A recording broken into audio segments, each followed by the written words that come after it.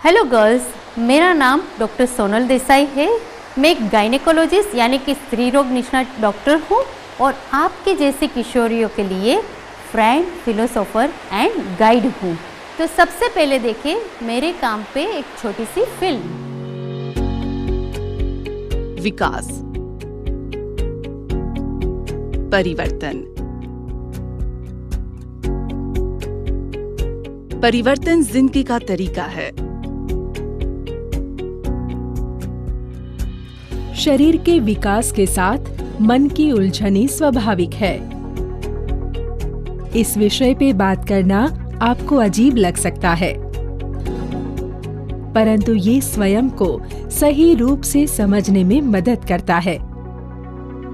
Doctor Sonal Desai एक ऐसी दोस्त, फिलोसोफर और गाइड है जो किशोरियों को शारीरिक विकास की इस उम्र में उन्हें समझ देने में सहायक बनती है।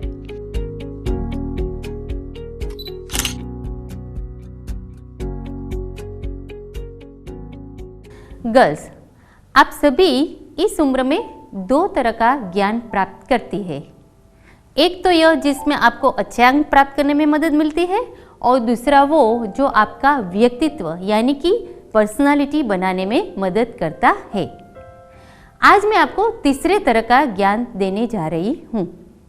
यह ऐसा ज्ञान यानी कि नॉलेज है जो अच्छे अंक प्राप्त करने और पर्सनालिटी डेवलप करने में तो मदद करेगा ही, साथ ही आपको एक स्वस्थ, खुश और सुरक्षित जिंदगी यानी कि healthy, happy and safe life जी सके ऐसी शक्ति प्राप्त करने में भी मदद करेगा। प्रश्न यह है कि यह कैसे? कल्पना करें कि आप एक रात को अकेले अंधेरे रास्ते पर जा रही है। चारों तरफ घोर अंधेरा होने के कारण आप जिस रास्ते पे चल रही है वह रास्ता भी आपको सही ढंग से नहीं दिख रहा है। ऐसी परिस्थिति में आप क्या करोगी? आप कैसे चलोगी? घबराते हुए, धीरे धीरे, तथा आपको ये डर भी रहता है कि आप सड़क पर पड़े पत्थर या गड्ढे के कारण कहीं गिर न जाए। आई एम श्योर कि इस तरह से अंधेरे में चलकर आप इस सफर का मजा तो नहीं ही ले सकेगी। लेकिन यदि मैं आपको हाथ में एक टॉर्च यानी कि फ्लैश लाइट दूं, तो इस टॉर्च की मदद से आप सही ढंग से रास्ता देख सकती है। सही है ना? अब आप किस तरह चलेंगी? आप एकदम कॉन्फिडेंस से चलेंगी, तेजी से चलेंगी और सबसे जरूरी बात है कि आप जिम्मेदारी से चलेंगी, जिससे रास्ते में गड्ढा या पत्थर हो तो आप उसके साइड से निकल के बिना अटके आगे बढ़ जाएगी। गर्ल्स, आप सभी अपने जीवन के एक अहम दौर से गुजर रहे हैं। इसका मतलब है कि तरुणावस्था यानी कि एडोलेसेंस के रास्ते पे चल रही है और आपके पास आपकी स्वास्थ्य और लैंगिकता यानी कि हेल्थ एंड सेक्सुअलिटी के संबंध में वैज्ञानिक और सही जानकारी नहीं होने के कारण यह मार्ग भी अंधकार भरा है। आज मैं आपके हाथ में एक टॉर्च यानी कि अहम जानकारी यानी कि इम्पोर्टेंट इंफॉर्मेशन देने जा रही हूँ। एक ऐसी इंटरेस्टिंग जानकारी कि जो आपको इस अंधकार भरे और उबड़-खाबड़ रास्ते पर आत्मविश्वास और जवाबदारी पूर्वक चलने में मदद करेगी। गर्ल्स, एक वुमन तथा एक स्त्री रोग निष्णात यानी कि गायनेकोलॉजिस्ट के रूप में मैं जानती हूँ कि आपकी उम्र में सही और वैज्ञानिक जानकारी होना कितना जरूरी है। लेकिन स्वास्थ्य और लैंगिकता यानी कि हेल्थ एंड सेक्सुअलिटी के बारे में बात शुरू करने से पहले मैं आपको कुछ आधारभूत बातें समझाना चाहूंगी। किशोरावस्था यानी कि एडोलेसेंस क्या है? वर्ल्ड हेल्थ ऑर्गेनाइजेशन के अनुसार मानव के 10 से 19 वर्ष की उम्र किशोरावस्था यानी कि एडोलेसेंस कहलाती है। आपको इस उम्र में ये जानकारी की जरूरत क्यों है? क्योंकि यह वह उम्र है जब शरीर में व्यापक बदलाव यानी कि मेजर चेंजेस आते हैं। यह एक ऐसा समय है जब एक मुक्त बेफिक्र बालक एक जिम्मेदार व्यक्ति बन जाता है। दूसरी तरह से देखें तो यह लड़की की अनजानी राह है जिस पर चल के एक बालिका पूर्ण विकसित महिला बनती है। और गर्ल्स, आप सभी इसी अनजान रास्ते पर चल रही हो जब आप आपके शरीर में हो रहे व्यापक बदलाव को देख सकती हो, महसूस कर सकती हो, तो स्वाभाविक रूप से आपके मन में कई सवाल उठेंगे। आप ये सभी सवालों के जवाब कहाँ से पाओगे? कोई मित्र या रिश्तेदार, अखबार, मैगजीन या फिल्म से, या फिर इंटरनेट से? यह सभी आपको जानकारी जरूर देंगे, लेकिन क्या ये आपके लिए जरूरी संपूर्ण वैज्ञानिक जानकारी होगी? यूजुअली जो जानकारी आप इन सभी स्रोतों से प्राप्त करते हैं वह अधूरी होती है तथा ज्यादातर समय अवैज्ञानिक। कई बार सही में यह आपको मदद करने से ज्यादा हानि पहुंचाता है। हाल ही एक सर्वे में मुंबई स्थित 4 डॉक्टर ने पाया कि 61% किशोरियों को अपने सेक्सुअल हेल्थ यानी कि यौन स्वास्थ्य के लिए काफी कम जागरूकता यानी कि कम अवेयरनेस है। इससे ज्यादा हैरान होने वाली बात यह है कि सिर्फ 40% से कम लड़कियां अपने लैंगिकता और स्वास्थ्य यानी कि हेल्थ एंड सेक्सुअलिटी संबंधी समस्याएं अपने दोस्त या डॉक्टर से डिस्कस करती है। यह स्टडी बताता है कि लड़कियों को इन विषयों पर जानकारी का स्रोत इंटरनेट, पोर्नोग्राफिक फिल्में, मैगजीन तथा हिंदी फिल्में होती है। 20% लड़कियों को पता ही नहीं था कि बलात्कार एक अपराध है। गर्ल्स, क्या यह संख्या चौंकाने वाली नहीं है? इसलिए आपको सही उम्र में सही जानकारी, मतलब कि the right information at the right age मिलनी जरूरी है। तो चलो आज हम सभी जरूरी वैज्ञानिक जानकारी ले। आज के प्रेजेंटेशन में हम लोग नंबर 1 किशोरावस्था दौरान हो रहे शारीरिक बदलाव, मासिक चक्र यानी कि मेंसेस यानी कि पीरियड्स का विज्ञान और इसके प्रबंधन यानी कि कैसे मैनेज करना। नंबर 3 साइकोसेक्सुअल यानी कि मनोयन बदलाव।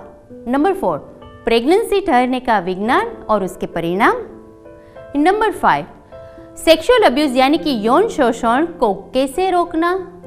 नंबर 6 थोड़ी जानकारी गर्भपात और गर्भनिरोधक साधनों के बारे में, आहार और पोषण, व्यायाम और फिटनेस, तथा लास्ट में किशोरावस्था में लगाने की जरूरी टीका यानी कि वैक्सीन के बारे में बात करेंगे।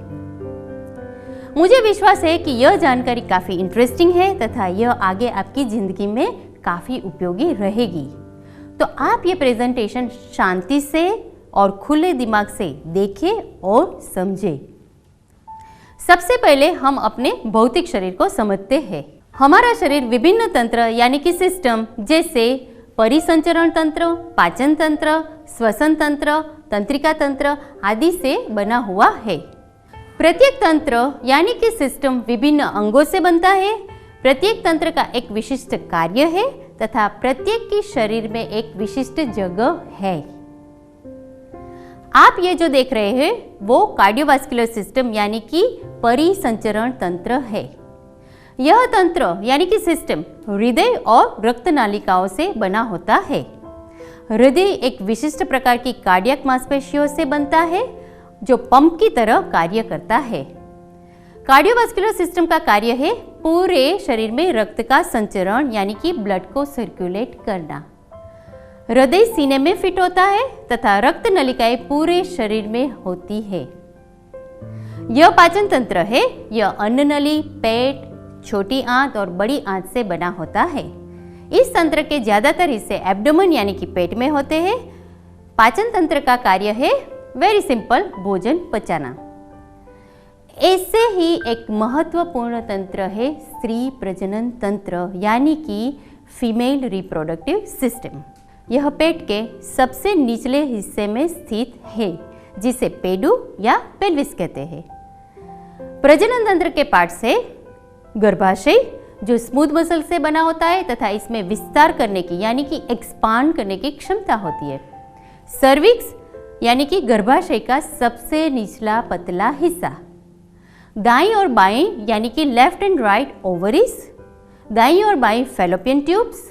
गर्भाशय को शरीर के बाहरी हिस्से से जोड़ती हुई ट्यूब जैसी मस्कुलर संरचना जिसको योनि मार्ग और इंग्लिश में वजाइना कहते हैं।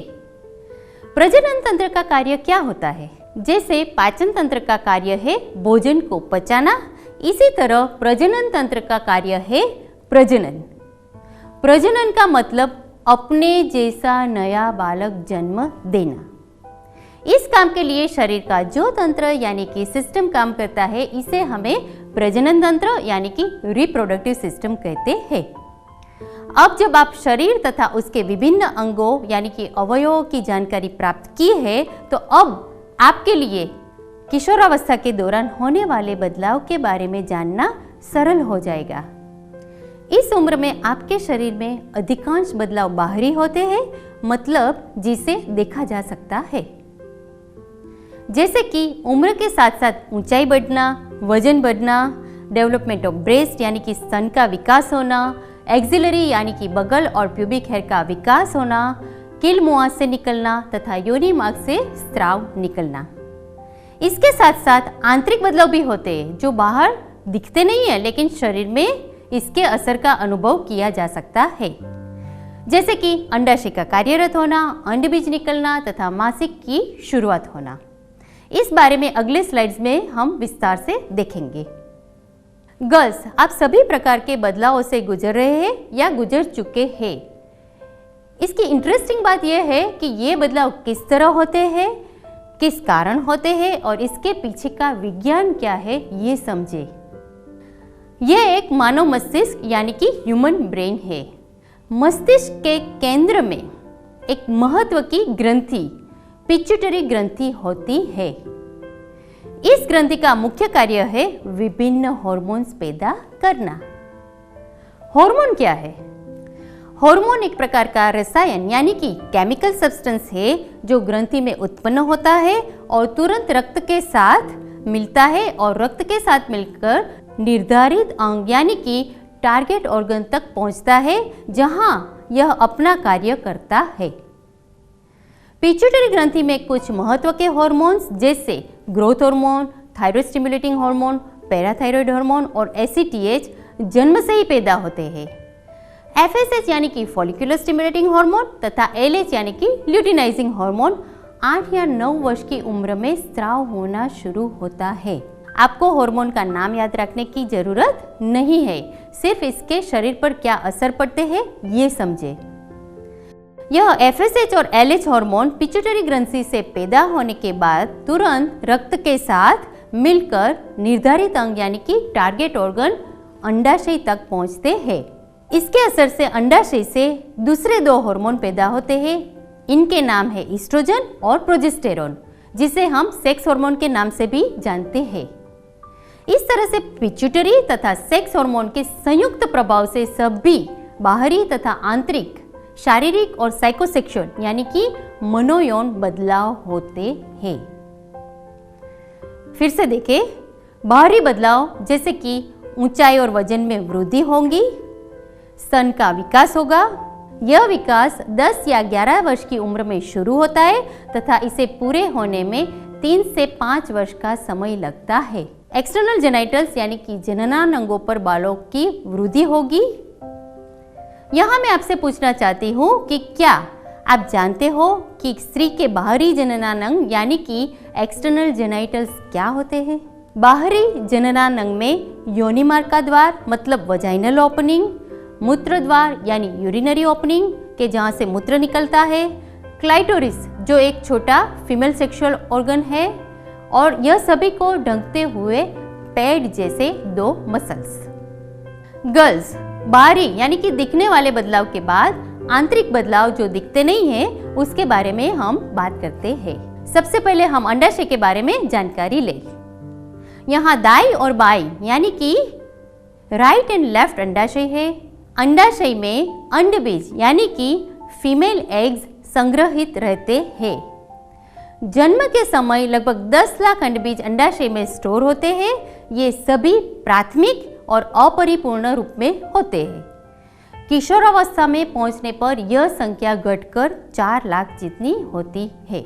इससे पहले हमने देखा कि 8 या 9 वर्ष की उम्र में अंडाशय में ईस्ट्रोजन तथा प्रोजेस्टेरोन नाम के हार्मोन बनना आरंभ होता है और वो तुरंत रक्त से मिल जाता है। इसके बाद धीरे धीरे रक्त में उनका लेवल बढ़ता है। लगभग 12 वर्ष की उम्र के आसपास यह हार्मोन क्रिटिकल लेवल यानी कि इफेक्टिव लेवल यानी कि प्रभावी स्तर पर पहुंचते हैं। तब अंडाशय में से एक स्त्री बीज का चयन यानी कि सिलेक्ट होता है।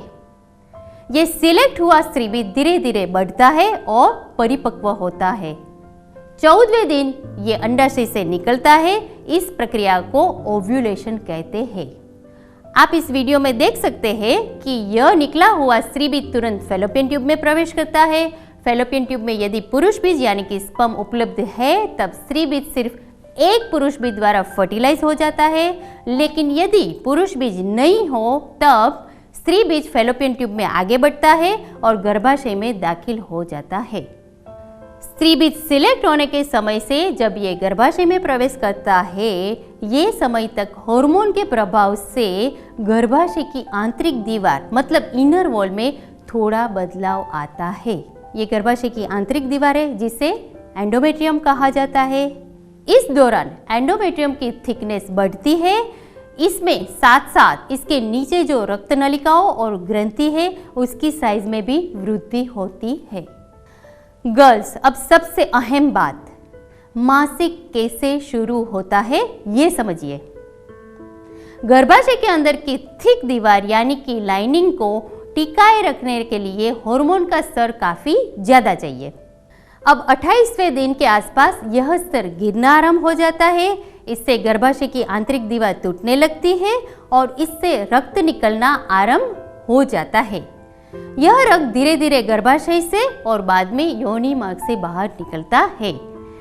इसको हम मासिक स्राव यानी कि मेंसेस यानी कि पीरियड्स की शुरुआत कहते हैं।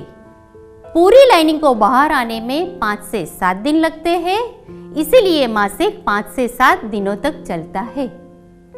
अगले महीने सेम प्रोसेस फिर से होती है। हार्मोन के प्रभाव से अन्य एक स्त्री बीज चयनित होकर बढ़ता है। 14वें दिन ओव्यूलेशन प्रोसेस से अंडाशय से बाहर आकर फैलोपियन ट्यूब में प्रवेश करता है। यदि यह फर्टिलाइज नहीं होता है तब यह गर्भाशय में प्रवेश करता है और 28वें दिन फिर से आंतरिक दीवार टूटना आरंभ हो जाता है और रक्त बाहर निकलता है। इसी प्रकार मासिक हर महीने आता है। आप क्या सोचते हैं, किस उम्र तक इस प्रकार मासिक चक्र चलता रहेगा? मासिक मेनोपॉज यानी कि 48 से 50 वर्ष की उम्र तक चलता है। इसके बाद ये बंद हो जाता है। यह क्यों रुकता है? क्योंकि इस समय तक अंडाशय से सभी स्त्री बीज उपयोग कर लिए होते हैं। यहाँ पर मैं आपको मासिक के बारे में जरूरी जानकारी देना चाहती हूँ। मेनर्की, पहली बार के मासिक चक्र को मेनर्की कहते हैं। यह 9 से 16 वर्ष के दौरान कभी भी शुरू होता है। यदि मेंसेस 16 वर्ष की उम्र तक आरंभ नहीं होता है तब किसी डॉक्टर की सलाह लेना जरूरी है। सामान्य तौर पर 2 मासिक के बीच 21 से 35 दिनों का अंतराल होता है और यह 3 से 5 दिन और अधिकतम 7 दिनों तक चलता है। गर्ल्स, लेकिन आप सभी के लिए ये समझना जरूरी है कि मासिक का प्रबंधन कैसे किया जा सकता है।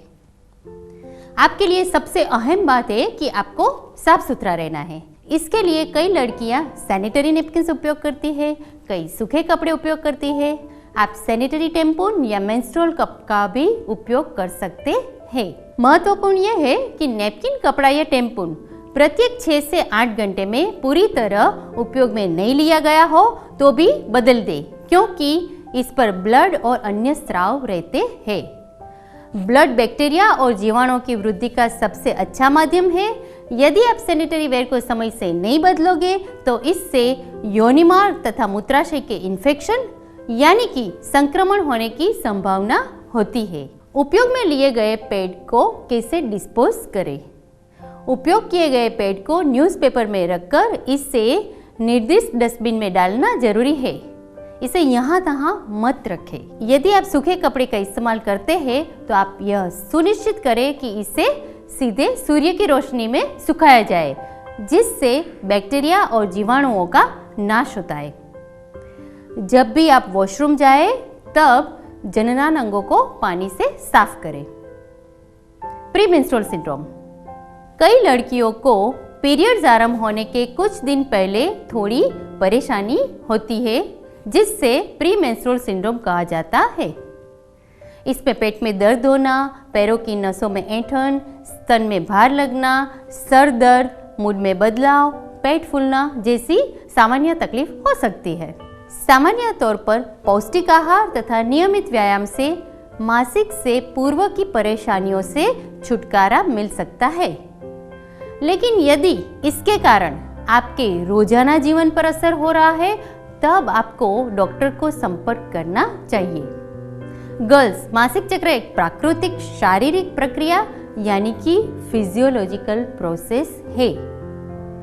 इसके साथ काफी ज्यादा मिसकंसेप्शंस यानी कि गलत अवधारणाएं जुड़ी है। आज मुझे आपको मासिक की इस गलत अवधारणाएं यानी कि मिथ से मुक्त करना है। इसीलिए जब आप अगली बार किसी को पीरियड्स के बारे में मिथ्स फैलाते हुए सुने, तब आप उससे सही ज्ञान और वैज्ञानिक तरीके से समझाएं। जैसे कि मासिक में आने वाला रक्त गंदा होता है, जबकि सच्चाई तो यह है कि मासिक का रक्त सामान्य रक्त ही होता है जो गर्भाशय की आंतरिक दीवार टूटने से निकलता है। भोजन के बारे में मिथ यह है कि खट्टा भोजन खाने से मासिक बहना और ज्यादा हो जाता है, पर सच्चाई तो यह है कि खट्टे भोजन को रक्त बहने से कोई संबंध नहीं है। एक्चुअली आपको हेल्दी फूड यानी कि स्वास्थ्यवर्धक भोजन लेना जरूरी है। व्यायाम के बारे में मिथ यह है कि पीरियड्स के दौरान आराम करना चाहिए और आपको कोई व्यायाम नहीं करना चाहिए। वास्तव में व्यायाम से आपकी मसल्स में रक्त का संचरण बढ़ता है तथा ब्रेन में एंडोर्फिन्स नाम का हार्मोन स्राव यानी कि सीक्रेट होता है जो पेडू के दर्द को कम करता है। कई समाज में मासिक के दौरान लड़कियों को अशुद्ध माना जाता है। हमने विस्तृत रूप से मासिक चक्र के साइंस को समझा और हम यह देख सकते हैं कि यह पूरी तरह गलत है कि लड़कियां मासिक स्राव के दौरान अशुद्ध होती है। यह एक सामान्य शारीरिक प्रक्रिया यानी कि फिजियोलॉजिकल प्रोसेस है जो प्रत्येक लड़कियों के साथ होता है। इसलिए यह सही नहीं है कि मासिक के दौरान लड़कियां अशुद्ध होती है या फिर रक्त गंदा होता है। कोई लड़की पीरियड्स में है मतलब वह एक सामान्य प्राकृतिक शारीरिक प्रक्रिया से गुजर रही होती है और उसे साफ सुथरा रहना चाहिए। अब तक आपने शरीर तथा किशोरावस्था के दौरान होने वाले बदलाव के बारे में जाना। हमने मासिक के विज्ञान तथा इसके प्रबंधन के बारे में जानकारी ली। अब हम साइकोसेक्सुअल चेंजेस यानी कि मनोयौन बदलाव और एक्सप्रेशन ऑफ सेक्सुअलिटी यानी कि लैंगिकता की अभिव्यक्ति की बात करेंगे। गर्ल्स, किशोरावस्था के दौरान सबसे अहम परिवर्तन है साइकोसेक्सुअल चेंजेस। इतने महत्वपूर्ण होने के बावजूद तथ्य और विश्वास पूर्वक यानी कि ट्रू एंड रिलायबल जानकारी पाना काफी परेशानी वाला काम है। आज के तकनीक के युग में इंटरनेट से किसी भी विषय की जानकारी आसान है, लेकिन यदि आपको बेसिक अंडरस्टैंडिंग नहीं है तो आपको इंटरनेट से भी सही ढंग से जानकारी मिलने में परेशानी होगी। आप वीडियो में देखें कि यंगस्टर्स का यौन शिक्षा यानी कि सेक्स एजुकेशन और उसकी जरूरियात के बारे में क्या सोचना है।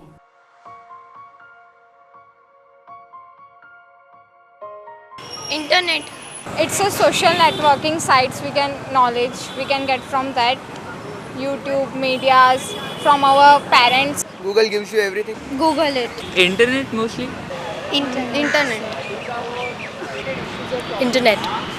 Internet.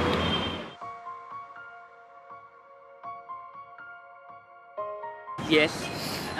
हाँ, होना चाहिए क्योंकि एक छोटी सी अगर एज में अगर बच्चे को अवेयर किया जाए तो काफ़ी जो सेक्सुअल कैलेमिटीज़ होती है वो अवॉइड हो सकती है। Yes, definitely.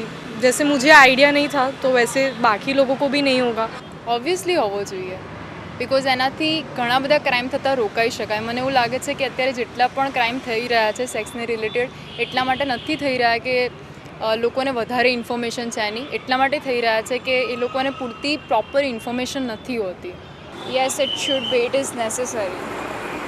हाँ, अब मेरे ख्याल से अभी जो इरा है उसके हिसाब से मेरे ख्याल से होना चाहिए। Yes, definitely it should be a part of our school or college education. It should be. बहुत सारे लोगों का ऐसा ही होता है कि कुछ आइडिया ही नहीं होता है कि क्या प्रॉब्लम्स हो सकती है गर्ल्स के लिए mainly. Yes, definitely it should be a part of the school or colleges. जैसा कि आप सभी ने देखा कि हमारे यहाँ 21वीं शताब्दी में भी सेक्स के बारे में बात करते हुए लोगों को शर्म आती है। यही कारण है कि मैं आप सबको इस संबंध में सच्ची और वैज्ञानिक जानकारी देना चाहती हूँ। इस वैज्ञानिक जानकारी से आप सेक्सुअलिटी यानी कि लैंगिकता को लेकर सभी प्रकार के डर, पश्चाताप तथा शर्म भाव से मुक्त हो जाए। ज़्यादातर समाज में सेक्स या लैंगिकता जैसे शब्दों को शर्म, डर और दोष भाव से जोड़ दिया गया है। इस शब्दों के साथ का ये अर्थ आपके जन्म से पहले जुड़े हैं। मैं चाहती हूँ कि आप इन सभी अनुचित बातों को हटाएं तथा इसे वैज्ञानिक रूप से समझें। आप में आत्मविश्वास आ जाए और आप एक लड़की हो इस बात को समझते हुए जिम्मेदारी पूर्वक अपनी सेक्सुअलिटी को लेकर सही निर्णय लेने में सक्षम हो जाए। हम इसे जिम्मेदार यौन व्यवहार यानी कि रिस्पॉन्सिबल सेक्सुअल बिहेवियर कहते हैं। आप इतने सशक्त हो जाए कि आप खुद यौन प्रताड़ना यानी कि सेक्सुअल हरेसमेंट को रोक सके तथा खुद को सुरक्षित रख सके। आप सेक्सुअलिटी के बारे में सकारात्मक तथा जिम्मेदार यानी कि पॉजिटिव एंड रिस्पॉन्सिबल विचार कर सके। अब हम सेक्सुअलिटी रिलेटेड बदलाव को देखें।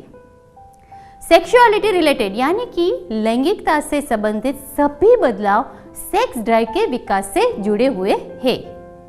तो प्रश्न यह उठता है कि सेक्स ड्राइव क्या है और यह कैसे विकसित होता है। हम समझे, हर एक मानव को दो तरह की मूलभूत जरूरतें होती है। एक है सर्वाइवल यानी कि अपने आप को जीवित यानी कि जिंदा रखना, और दूसरा है मानव जाति को जीवित रखना। ये मूलभूत जरूरतों की परिपूर्ति करने के लिए शरीर में बेसिक रिफ्लेक्सेस है। रिफ्लेक्सेस यानी वैसे कार्य जो अपने आप होते हैं, उसके लिए कुछ सोचना या करना नहीं पड़ता। तो सर्वाइवल के लिए बेसिक रिफ्लेक्सेस है भूख, नींद और खुद की रक्षा। समय होता है तब भूख लग जाती है, थकान हो तब नींद आ जाती है, और खुद पे मुसीबत आने पे खुद को बचाने की पोजीशन में अपने आप आ जाते हैं। इसी तरह मानव जाति को बचाए रखने के लिए जरूरी है प्रजनन, और प्रजनन के लिए बेसिक रिफ्लेक्स है सेक्स ड्राइव। इसी तरह सेक्स ड्राइव एक नेचुरल बायोलॉजिकल रिफ्लेक्स है। तो अब हम देखें सेक्स ड्राइव कैसे विकसित होता है। सेक्स ड्राइव का विकास सेक्स हार्मोन एस्ट्रोजन और प्रोजेस्टेरोन के प्रभाव से होता है। जैसा मैंने पहले बताया, सेक्स हार्मोन 8 से 9 वर्ष की उम्र में सिक्रिट यानी कि स्राव होना आरंभ हो जाता है। सेक्स ड्राइव भी इसी उम्र में धीरे धीरे विकसित होना आरंभ होता है और उम्र के साथ साथ परिपक्व यानी कि मैच्योर होता है। शरीर में प्रत्येक प्रक्रिया की तरह सेक्स ड्राइव का भी विशिष्ट कार्य है। लघुकाल में ये सेक्सुअल नीड यानी कि यौन जरूरतों को संतोष देता है। दीर्घकाल यानी कि लॉन्ग टर्म कार्य है, मानव जाति के संरक्षण का कारण बनता है, प्यार की क्षमता को बढ़ाता है और स्त्री और पुरुष के दीर्घकालीन संबंध को बढ़ावा देता है। शरीर के अन्य हिस्सों की तरह सेक्स ड्राइव का कोई स्थित जगह नहीं होता है, लेकिन ये विभिन्न प्रकार से अभिव्यक्त यानी कि एक्सप्रेस होता है। जैसे विपरीत लिंग के लोगों यानी कि इंडिविजुअल ऑफ ऑपोजिट सेक्स के साथ आकर्षण होना, घनिष्ठ संवेदनशील संबंधों की जरूरत होना और सेक्सुअल एक्ट की इच्छा और जरूरत को पूरी करना यानी कि need for sexual gratification. Girls में यह जानती हूँ कि हम आज जो चर्चा कर रहे हैं, यह बात या जानकारी आपने किसी और के साथ चर्चा नहीं की होगी। यदि आप कोई मैथ्स प्रॉब्लम यानी कि गणित की समस्या नहीं समझते हैं तो आप क्या करोगे? आप अपने टीचर से पूछोगे इसी तरह जब सेक्सुअल ड्राइव, शारीरिक बदलाव या आपके शरीर के बारे में अगर कोई सवाल है तो आपको शर्म महसूस नहीं करनी है। टीचर अपनी माता या अपने बड़ों से बात करे जो आपको इसकी सही जानकारी दे सके, इसके बारे में जाने। जिस दिन से आप इस बारे में बात करना शुरू कर देंगे आपकी सारी समस्याएं दूर हो जाएगी। तो अब तक हमने जो सेक्स ड्राइव की साइंटिफिक बात की, तो आपका क्या मानना है कि सेक्स ड्राइव का विकास कुछ गलत बात है? नहीं, ये हर एक मानव में विकास होता है। यह जिंदगी का एक हिस्सा है। महत्वपूर्ण ये है कि उसकी अभिव्यक्ति यानी कि एक्सप्रेशन से अपने आप को या किसी और को हानि नहीं पहुंचानी चाहिए। सेक्सुअलिटी रिलेटेड प्रत्येक निर्णय आवेग से नहीं लेकिन सजगता से अपनी चॉइस यानी कि विकल्प से लेना चाहिए। इसको हम रिस्पॉन्सिबल सेक्सुअल बिहेवियर यानी कि जिम्मेदार यौन व्यवहार कहते हैं। लड़कों और लड़कियों के सेक्स ड्राइव के अभिव्यक्ति में कुछ भेद होता है। बॉयज को हार्मोन टेस्टोस्टेरोन के कारण शारीरिक सेक्सुअल अभिव्यक्ति में ज्यादा इंटरेस्ट रहता है, जबकि गर्ल्स को इमोशंस और रोमांटिक अभिव्यक्ति में ज्यादा इंटरेस्ट रहता है। गर्ल्स इसमें कुछ गलत या सही नहीं है। आप जब ये बात समझ लेते हो तब कुछ स्थितियों को अच्छी तरह से संभाल सकते हो। हमने किशोरावस्था में होने वाले सेक्सुअलिटी रिलेटेड बदलाव को साइंटिफिकली समझा। इसको ध्यान में रखकर अब हम सेक्सुअल इंटरकोर्स का साइंस और उसके परिणाम की बात करेंगे। सेक्सुअल इंटरकोर्स के दौरान कुछ शारीरिक बदलाव होते हैं। स्त्रियों का योनि मार्ग उत्सर्जन यानी कि सिक्रेशन की वजह से चिकनी हो जाती है और पुरुषों का एक्सटर्नल ऑर्गन उत्तेजित यानी कि इरेक्ट हो जाता है। ये सेक्सुअल इंटरकोर्स का साइंटिफिक प्रेजेंटेशन है जहां पीनिस स्त्री के योनि मार्ग में दाखिल होता है। अल्टीमेटली ये क्रिया का उद्देश्य है प्रजनन का, परंतु मनुष्य सिर्फ प्रजनन के लिए ही सेक्सुअल एक्ट में इंटरेस्ट नहीं रखता। इसमें कुछ गलत नहीं है। आनंद मिलना ये प्रजनन को बढ़ावा देने की वैज्ञानिक प्रक्रिया है। इसलिए अन्य सभी क्रियाओं की तरह इस प्रक्रिया के भी परिणाम होते हैं, जैसे कि इससे चाही या अनचाही प्रेगनेंसी रह सकती है, सेक्सुअली ट्रांसमिटेड डिसीजेज यानी कि यौन संबंधित बीमारियां हो सकती है। कुछ लड़कियों को शादी से पहले बिना सोचे समझे किया हुआ सेक्स दोष की भावना या भावनात्मक तनाव पैदा कर सकता है। इसलिए इन सभी परिणामों को ध्यान में रखते हुए यह आनंददायक क्रिया आवेग के साथ नहीं बल्कि हमेशा सोच विचार कर करनी चाहिए। आप में से कितने लोगों को यह पता है कि गर्भ कैसे ठहरता है, यानी कि हाउ प्रेगनेंसी टेक्स प्लेस? आइए हम इसको वैज्ञानिक रूप से देखें। सेक्सुअल इंटरकोर्स के अंत में पुरुष के ऑर्गन से एक प्रवाही निकलता है जिसे हम सीमेन कहते हैं। इस सीमेन में लाखों पुरुष बीज यानी कि स्पर्म होते हैं। ये पुरुष बीज योनि मार्ग से गर्भाशय और ऊपर की ओर गति करते हैं और थोड़े घंटों के बाद फैलोपियन ट्यूब में प्रवेश करते हैं। इस समय यदि स्त्री बीज ट्यूब में रहता है तो यह सिर्फ एक पुरुष बीज से ही निषेचित यानी कि फर्टिलाइज होता है। इसके बाद फर्टिलाइज स्त्री बीज फैलोपियन ट्यूब में आगे बढ़ता है तथा बाद में ये गर्भाशय में प्रवेश करता है। जैसा कि हमने पहले देखा कि गर्भाशय की आंतरिक दीवार यानी कि इनर वॉल हार्मोन के असर से थिक हो जाती है, तो बाद में ये फर्टिलाइज फीमेल एग यानी कि स्त्री बीज गर्भाशय की ये अंदर की दीवार से जुड़ जाता है तथा ये ग्रंथि से प्रारंभिक पोषण प्राप्त करता है। यह फर्टिलाइज स्त्री बीज 9 महीने के अंतराल में कंप्लीट बच्चे के रूप में विकसित होता है। क्या ये बच्चा लड़का होगा या लड़की, अ गर्ल और ए बॉय? गर्भ में रहे बच्चे का लिंग कैसे तय होगा, इसे समझिए। आप जानते हो कि शरीर की प्रत्येक सेल यानी कि कोशिका में 46 गुणसूत्र यानी कि क्रोमोसोम्स होते हैं। इसमें से एक पेयर यानी कि 2 सेक्स क्रोमोसोम्स होते हैं। स्त्री के हर एक कोशिका में XX सेक्स क्रोमोसोम्स और पुरुष के हर एक कोशिका में XY सेक्स क्रोमोसोम्स होते हैं।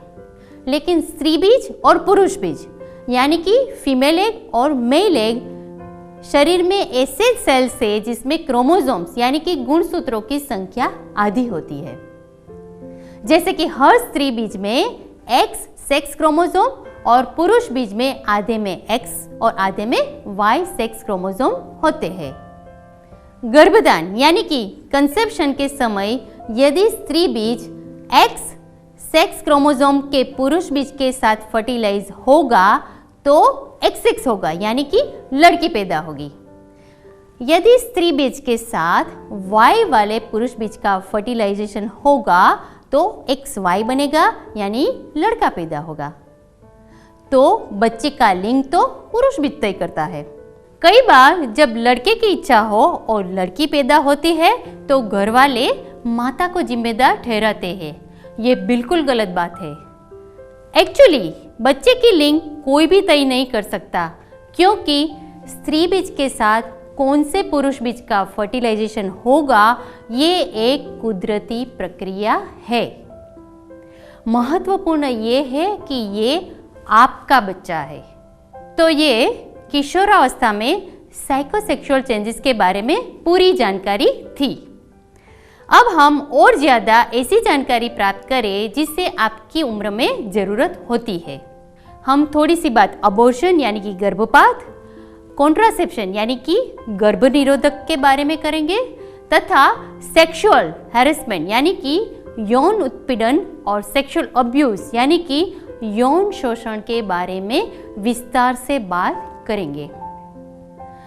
अबॉर्शन यानी गर्भपात।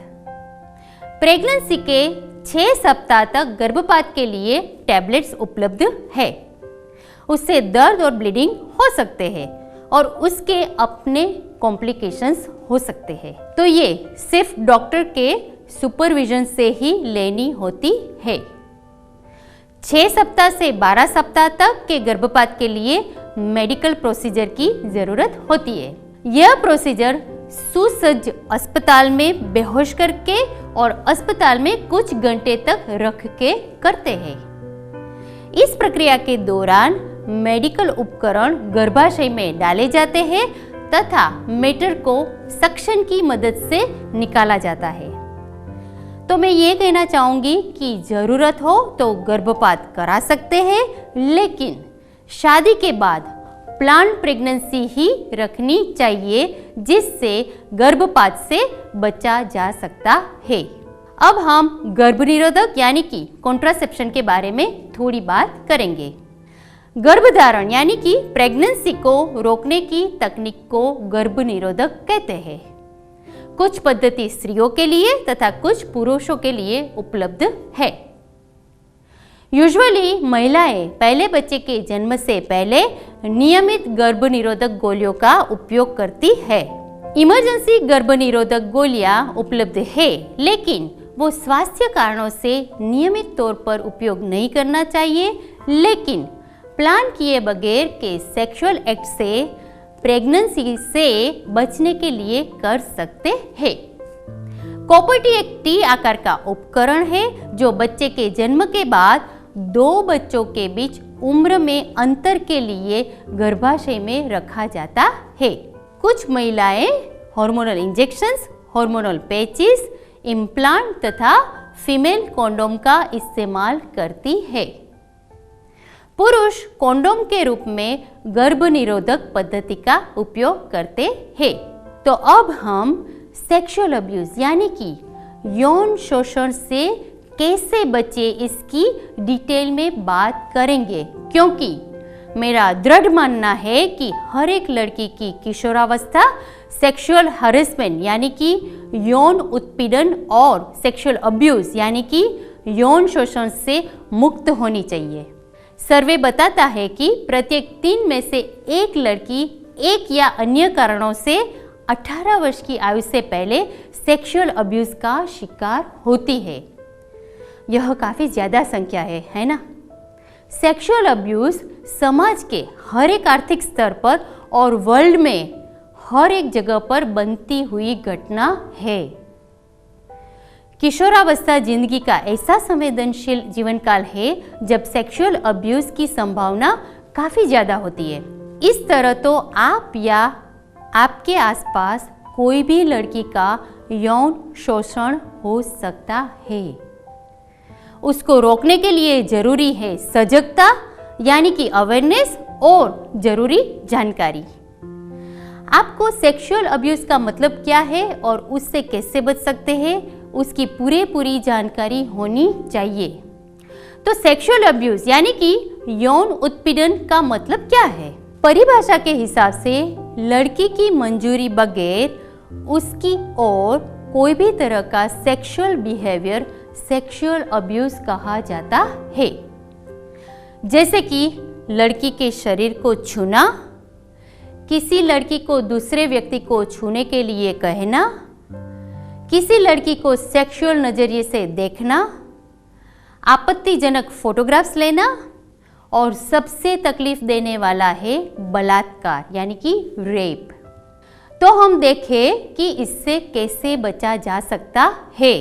तो सबसे पहला स्टेप हमेशा याद रखें, हर एक व्यक्ति को अब्यूज फ्री लाइफ यानी कि उत्पीड़न मुक्त जीवन जीने का अधिकार है।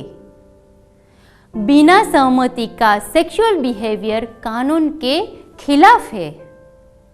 आपको बिना आपकी मंजूरी के छूने का किसी को भी अधिकार नहीं है। आपके साथ ड्रेस पहनते या बातचीत करते हैं, इससे किसी को अनुमति यानी कि परमिशन नहीं मिल जाती है। दूसरा स्टेप है अनुचित या असुरक्षित व्यवहार को पहचानें। यह ध्यान में रखें कि कोई भी जान पहचान वाला या अनजान व्यक्ति उत्पीड़क यानी कि अब्यूजर हो सकता है। इसीलिए किसी को भी अपने प्राइवेट पार्ट्स यानी कि निजी अंगों को छूने की अनुमति नहीं दे। आप अपने आप तय करें कि आप किसी भी व्यक्ति को कितने निकट आने की मंजूरी देंगे। सर्वे यह बताता है कि ज़्यादातर कोई रिश्तेदार, फैमिली फ्रेंड या तो ऐसी व्यक्ति जिसे आप जानते हो वही उत्पीड़न यानी कि अब्यूज करते हैं। कई बार लड़कियां सोचती है कि उन्हें बड़ों का आदर करना चाहिए तथा असुविधाजनक वर्तन होने के बावजूद भी इसे जारी रखना चाहिए, लेकिन ये सही नहीं है। आपका शरीर आपका अपना है और उसको आप ही संभाल सकते हो। अपने शरीर का आप प्रभारी बने तथा उसके लिए आवाज उठाए। सेक्सुअल अब्यूज इमोशनल ब्लैकमेलिंग से भी होता है। आप उस उम्र में हो जहां पर आप ऐसे लोगों के संपर्क में आते हो जिनसे आपको मदद की जरूरत होती है। अब्यूजर अपनी वास्तविक भावनाएं छिपा के आपको यह कह सकता है कि वह आपको प्यार करता है, आपकी बहुत केयर करता है तथा आपको नुकसान नहीं पहुंचाना चाहता है। हालांकि उसकी चाहत कुछ अलग ही हो सकती है। थर्ड एंड इम्पोर्टेंट स्टेप है, जब कोई व्यक्ति असुरक्षित व्यवहार दिखा रहा हो तो उसका शक्तिशाली रूप से सामना करें। असर्टिवनेस महत्वपूर्ण है। यदि कोई आपको परेशान कर रहा है तो आप उसे असर्टिव रूप से कहें कि आपको यह अच्छा नहीं लग रहा है और जैसा आप चाहते हैं ऐसा उसे करने को कहे। उदाहरण के तौर पर, आपका छूना मुझे पसंद नहीं है।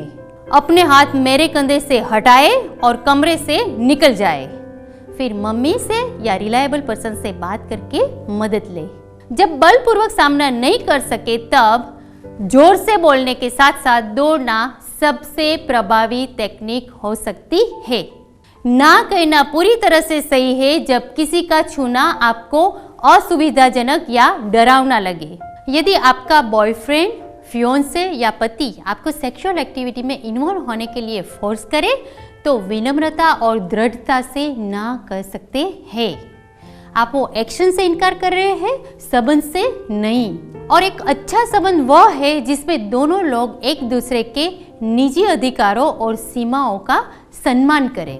हमेशा ध्यान रखें, अपने इंट्यूशन को फॉलो करें, एकांत स्थलों पर अकेले जाने से बचें, किसी भी अज्ञात व्यक्ति से लिफ्ट न लें, अन्य लोगों के एक्शन आपके नियंत्रण में नहीं होते हैं, इसीलिए अपने आप को सुरक्षित रखने के लिए स्थल, समय और लोगों को ध्यान में रखकर अपना ड्रेस पहने। आज की दुनिया में सेक्सुअल अब्यूज के रोकथाम में टेक्नोलॉजी काफी मदद कर सकती है।